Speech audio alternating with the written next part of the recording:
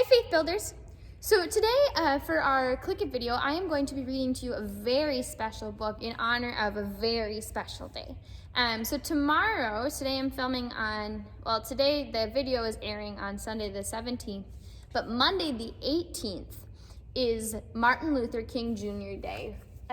Dr. Reverend Martin Luther King Jr. is one of the most amazing men in the entire world. He led the civil rights movement in the 1960s. He was fighting for civil rights for all people, especially African American peoples, of which he is one.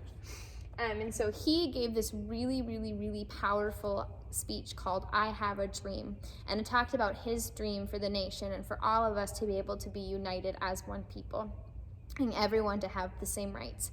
Unfortunately and extremely sadly, such a tragedy, he was assassinated by some people who were really mean and didn't believe in what he was preaching about. And all he was doing was preaching what God wants us to do, which is to love all people and treat all people with fairness and equality.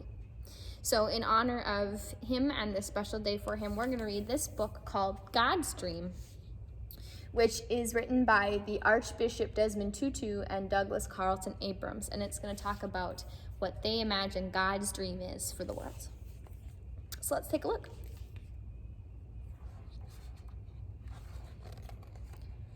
Dear child of God, what do you dream about in your loveliest of dreams?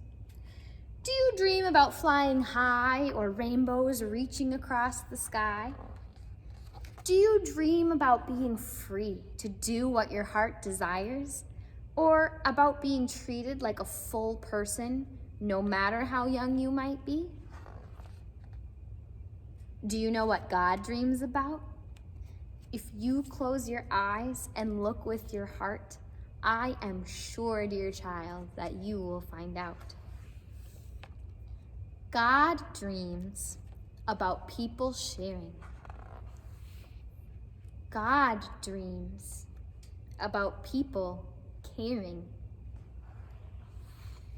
God dreams that we reach out and hold one another's hands and play one another's games and laugh with one another's hearts.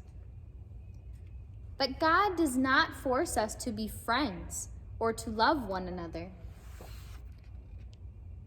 Dear child of God, it does happen that we get angry and hurt one another. And soon we start to feel sad and so very alone.